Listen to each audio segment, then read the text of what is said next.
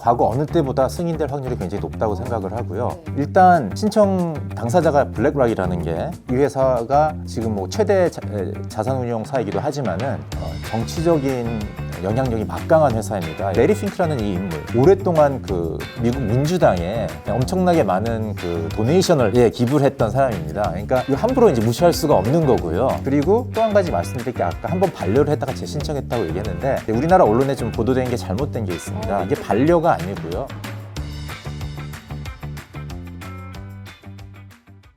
네, 아파트 경제와 스파 시작하겠습니다. 저는 신지은입니다. 자, 최근 비트코인이 좀 살아나기 시작하고 있습니다. 올해 들어서만 80% 이상 가격이 오르면서 자, 이제 비트코인 다시 한번 오르는 것이냐, 우리 코인 투자하셨던 분들, 코린이 분들은 관심을 많이 갖고 계실 텐데요. 자, 다시 한번 불장을 기원하면서 이분 모셨습니다. 코인 투자하시는 분들이라면 누구나 아실 피터라는 이름으로 친숙한 코빗의 정성문 센터장님 모셨습니다. 안녕하세요. 안녕하세요. 반갑습니다. 네. 자, 오늘 사실 이 아파트 채널 개설 이후에 처음으로 이 코인 전문가분을 모셨어요. 영광입니다. 감사합니다. 네. 최근에 코빗이 창립 10주년을 맞았다는 이야기를 들었거든요. 이 코빗이 가상화폐 거래소라는 건 많이들 아시겠지만 그래도 살짝 오신 김에 또 코빗 소개 좀 해주세요. 코빗은 이제 대한민국 최초 가상자산 거래소입니다. 2013년 7월 5일 창업을 했고요. 네. 당시에는 이제 아무도 뭐 비트코인이 뭔지도 모르는 이제 이런 시기에 가상자산이라는 새로운 자산군을 대한민국 국민들에게도 네. 좀 알리고 싶다라는 취지에서 유영석 전 대표가 이제 창업을 했고요. 그리고 저희 회사는 2017년에 게임 회사 넥슨으로 알려진 넥슨 그룹의 모회사인 NXG 그룹이 인수를 해서 지금 현재 대주주로 있고 2021년에는 이제 SK 그룹에서 또 지분을 참여를 해서 지금 2대 주주로 있는 이제 그런 가상자산 거래소입니다. 근데 그 유튜브 아이디어는 커피 들고 하시는 거는 직접 내신 거예요? 그거요? 네. 당시에 이제 유튜브를 하는 거래소가 없었어요. 아. 그래서 이제 좀 어떻게 하면은 네. 좀 관심을 끌까 여러 가지 생각을 하다가 당시에 이제 같이 영상을 만들던 네. 그 PD 분이 아이디어를 주셔가지고 시작하게 됐습니다. 자, 일단 저희가 본격적으로 일부에 좀 들어가 볼 텐데요. 아까 제가 말씀드렸듯이 최근에 비트코인 가격이 제가 아까 들어오기 전에 확인을 했는데 4천만 원 조금 밑으로 내려앉긴 했지만 어쨌든 4천만 원 선이란 말이죠. 6월부터 다시 회복세를 보이고 있습니다. 그리고 관심 좀 있는 분들이라면 다 아시겠지만 블랙록 이슈가 갑자기 나왔잖아요. 블랙록이 현물 ETF를 신청을 했다는 소식에 정말 갑자기 이 블랙록의 힘으로 올랐습니다. 찾아보니 사실 이 블랙록이 아이쉐어즈라는 ETF 브랜드를 갖고 있잖아요. 거기에 이제 비트코인 현물 ETF를 그 아이쉐어즈로 신청을 한 건데 일단은 뭐 ETF 얘기 구체적으로 해보기 전에 현물 ETF가 있고 선물 ETF가 있잖아요. 그리고 비트코인 선물 ETF는 사실 몇 년 전부터 이제 승인을 받아서 거래가 되었는데 자, 왜 선물 ETF는 있는데 현물 ETF는 계속 SEC가 거부를 했는지 이 둘의 차이를 좀 짚어주시면 좋을 것 같고 현물 ETF를 승인을 계속 안 하고 버텨온 이유도 좀 궁금합니다. 일단 ETF라는 게 뭔지 이제 우리가 잠깐 한번 네. 따져보면은 ETF는 Exchange Traded Fund의 약자이고 ETF의 목적은 어떤 특정 자산의 네. 가격을 추종하는 것이 이제 목적인데 이 ETF의 가격이 어떤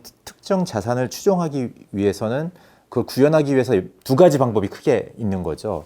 하나는 그 이제 추종하는 자산을 우리가 보통 기초 자산이라고 네. 부르는데 한 가지 방법은 그 기초 자산을 펀드가 직접 보유를 해서 네. 그래서 펀드의 가치가 그 추종하고자 하는 기초 자산의 가격을 따르도록 하는 방법이 하나 있는 거고요. 네.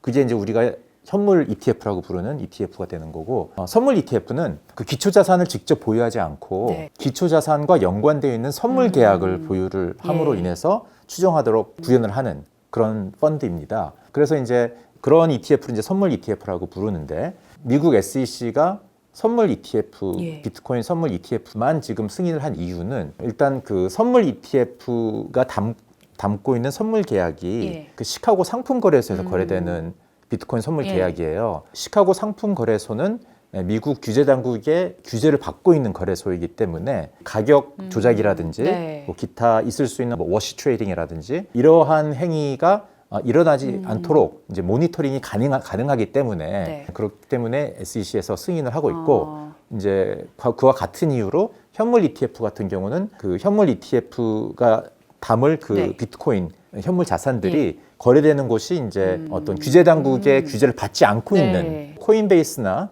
뭐 크라켄, 뭐 제미나 이런 게 미국에 있는 미국 가상자산 거래소인데 다 훌륭한 거래소이긴 하지만은 지금 현재는 어떤 미국 규제 당국의 그 규제를 받고 있지 않기 때문에 그래서 승인을 하지 않았던 거죠. 그러니까 사실 선물 ETF를 다루고 있는 CME 거래소 같은 경우는 우리의 손길을 미칠 수 있는 곳이고 현물 ETF를 승인하게 되면 현물 그 비트코인을 직접 보유를 해야 되는데 그걸 거래하는 거래소가 못 믿었다. 그런 이름으로 정리가 되는 거 맞나요? 네. 그러니까 결국 규제 당국의 손이 뻗치느냐 안 뻗치느냐를 기준으로 지금 승인을 안 해주고 있었던 건데요. 최근 이슈를 보면 이 미국의 SEC가 코인베이스를 비롯해서 뭐 FTX 사태 이후로 계속 규제 칼날을 겨누고 있었지 않습니까? 이 타이밍에 블랙록이 ETF, 특히 현물 ETF를 신청을 하면서 시장이 환호를 했잖아요. 와, 블랙록이 나섰다. 10경 얼마죠? 그 10조 달러, 네, 10조 달러니까 생각하면, 굉장히 많은 세계적인 이 어쨌든 돈을 다루는 곳이 신청을 했다는 것에 환호를 했고, 그런데 SEC가 또 찬물을 확 끼얹었지 않습니까? 근데 저는 더 놀란 게 찬물을 맞았으면 그냥 멈출 법도 한데 다시 블랙록이 재신청을 했다고 하더라고요. 거기에다가 또 피델리티나 이런 데가 따라서 또 신청을 했고, 이걸 보면서 약간 저는 팽팽한 줄다리기 같은 것도 좀 느꼈던 것 같은데, 문제는 아무리 블랙록이라고 해도 뭐 576건을 신청해서 한 건 빼고 다 승인을 받았다 해도 이게 참 가상자산 쪽이잖아요. 그래서 이번 재신청을 두고 승인이 안 될 거다라고 보는 분들도 꽤 계세요. 왜냐하면 항상 안 돼 왔으니까. 센터장님 보시기에는 이게 승인이 될 거라고 보시나요? 된다면 언제쯤 승인이 될 거라고 보시나요? 네, 저는 과거 어느 때보다 승인될 확률이 굉장히 높다고 생각을 하고요. 네. 네, 그린라이트인가요? 그러니까 물론 네. 100%는 아닙니다. 이게 미래는 예측하기가 어려우니까. 그렇지만 과거에 2013년부터 꾸준히 네. 지금까지 ETF를 신청한 건수만 한 30개가 되는데 예. 거의 30개인데 네. 선물 ETF 신청 빼고는 다 지금 거절을 당해왔죠. 예. 그러니까 그런 과거 패턴만 보고 생각하면 뭔가 안 될 것 같은 네. 느낌이 든다는 것도 저도 이해가 가는데 네. 그런데 과거의 그 신청서랑 이번이랑 굉장히 여러 가지 면에서 다르다고 생각을 해요. 네. 일단 신청 당사자가 블랙락이라는 게 일단 큰 차이고요. 네. 피델리티나 다른 기타 회사들 이번에 뭐 위즈덤 트리라든지 네. 비트와이즈 이런 회사는 전에 했다가 거절당한 네. 회사들이고 사실 큰 회사들은 아니거든요. 블랙락은 지금 처음 한 거예요. 처음 한 건데 이 회사가 지금 뭐 최대 자산운용사이기도 하지만은 정치적인 영향력이 막강한 회사입니다. 여러분들이 기억날지 모르겠지만은 2020년 그 코로나 때문에 시장이 완전히 폭락할 상황이 있었는데 그때 이제 부양 정책을 연준에서 쳐가지고 이제 그랬었죠. 마켓이 반등했었잖아요. 이제 그 당시에 연준했던 행위 중에 하나가 시장에 개입해서 채권을 사는 거였는데 그걸 대행해서 사준 회사가 블랙락입니다. 그러니까 그 정도로 얼마나 그 미국 그 정치 중심부하고 가까운 회사인지 우리가 알 수 있죠. 그리고 두 번째로는 레리 핑크라는 이 인물, 블랙락의 수장이신 분이 오랫동안 그 미국 민주당에 엄청나게 많은 그 도네이션을 기부를 했던 사람입니다. 그러니까 이거 함부로 이제 무시할 수가 없는 거고요.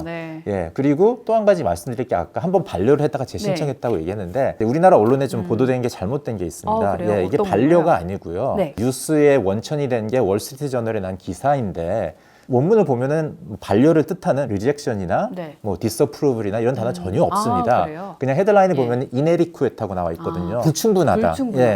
그래서 이게 뭐냐면은 기사를 잘 보면 어떤 내용이냐면은 신청서를 냈는데 뭐가 누락이 돼 있는 거예요. 채워와. 그래서 친절하게 이거 빠졌으니까 이거 채워서 다 채워놓으라는 얘기를 해준 거예요. 과거의 SEC의 그 행적이랑 이게 너무 다른 게 과거에는 신청을 하면은 아무 피드백도 없고 보통 240일 내에 다시 답을 해줘야 되는데 그냥 240일 다 채우고 그리고 반려 이랬었거든요. 근데 이번에는 수리를 하기도 전에 피드백을 준 거예요. 빨리 해줬군요. 이런 거 부족하니까 이거 해서 다시 내 이렇게 얘기해 준 거고 그래서 다시 낸 거죠.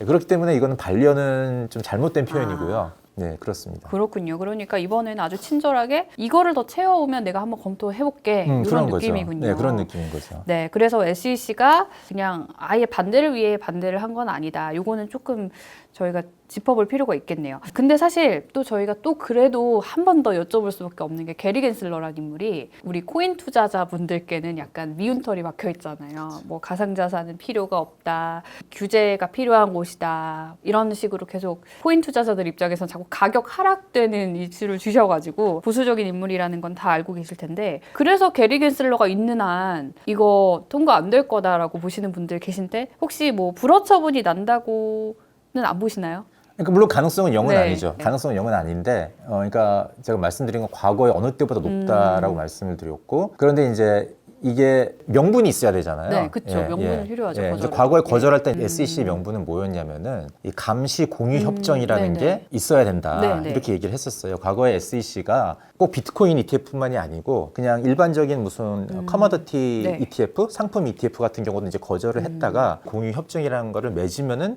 허락을 해준 그런 케이스가 있습니다.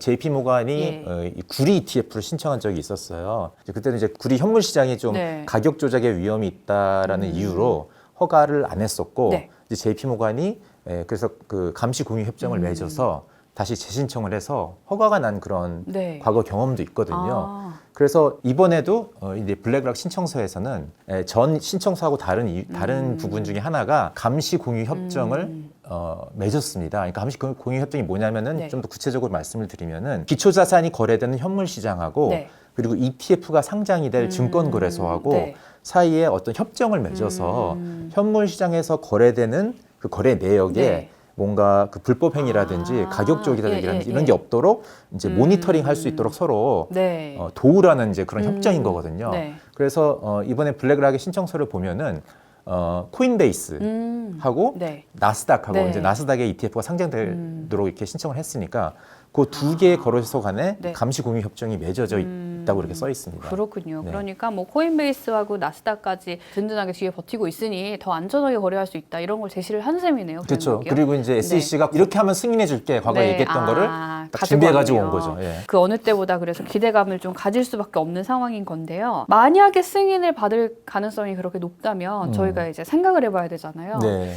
당장 저 같으면 이제 조금 더 사야 되나?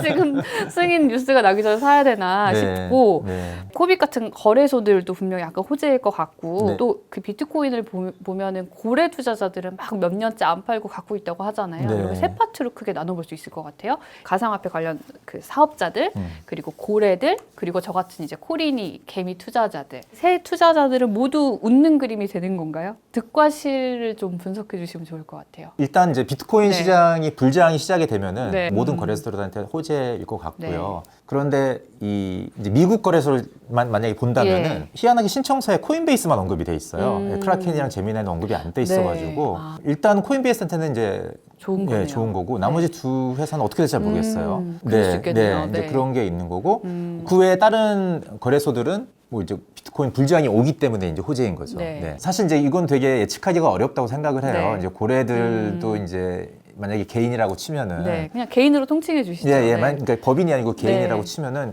각자의 그 사정들이 다 있기 때문에 네. 이 뉴스를 호재 삼아서 팔 건지 아니면 아. 계속 버틸 건지 이건 다 각자의 사정에 따라 다르게 나타날 것 같고요. 제 생각에는 만약에 이 시장을 제대로 이해하고 있는 분이라면은 ETF라는 파이프라인이 생김으로 인해서 네. 제도권에 있는 이 큰 자금이 네. 그거에 비하면 비트코인 시장은 되게 조그만 시장이거든요. 그 큰 자금들이 다 이 파이프라인을 통해서 들어온다는 네. 얘기니까 앞사이드 포텐셜이 엄청난 거거든요. 그러네요. 비트코인 또 발행량이 한정돼 있다 보니까 그렇죠. 더. 네. 그렇기 때문에 네.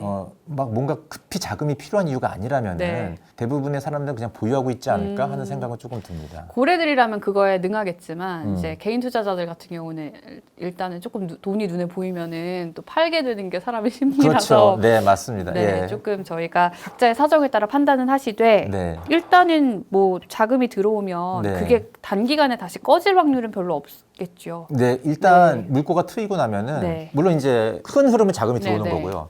그런 큰 흐름 속에서 잠깐씩 그 네, 이익 실현을 그쵸, 하면서 그쵸. 예. 이렇게 등락은 있을 수 있겠죠. 근데 이제 우리가 한 가지 금 ETF를 보면은 맞아요. 네, 어떤 일이 벌어날지 우리가 참고를 할 수 있잖아요. 네. 그래서 금 ETF가 처음 생긴 게 2003년, 4년 이럴 때였는데 네. 그러니까 그 이전까지는 금에 투자한다는 게 쉽지만은 않았어요. 그런데 이제 금 ETF가 생기면서 이제 주식 투자하듯 네. 금에 투자하게 할 수 있게 되면서 금의 시가총액이 엄청나게 올랐죠. 네. 제 기억으로 한 10배 정도 가까이 올랐는데 그 10년 사이에. 그런 거를 생각을 해보면은 이제 이 비트코인 현물 ETF도 승인이 나면은 네. 뭔가 장시간에 걸쳐서 제도권 자금이 들어오면서 이 비트코인 시장의 시가총액이 확장할 수 있는 네. 그런 여지가 되게 많이 생기지 않을까 이렇게 생각합니다. 사실 뭐 금 비유를 해주셨는데 금 ETF를 보니까 금 ETF가 생기고 나서 아무리 가격의 등락이 있었다 하더라도 그 ETF가 등장하기 전에 가격으로는 다시 안 떨어지더라고요. 네. 금 가격도. 그래서 그런 것들도 좀 참고해 보시면 좋을 것 같은데요. 어쨌든 지금 블랙록의 신청이 승인이 되면 아마 시장이 한번 또 게임 체인저가 될 것이다. 이렇게 정리를 네. 할 수 있겠습니다. 네. 네, 지금까지 블랙록의 비트코인 현물 ETF와 관련한 이슈를 중심으로 하반기 코인 시장 전망해 봤고요. 2부에서 다시 뵙겠습니다.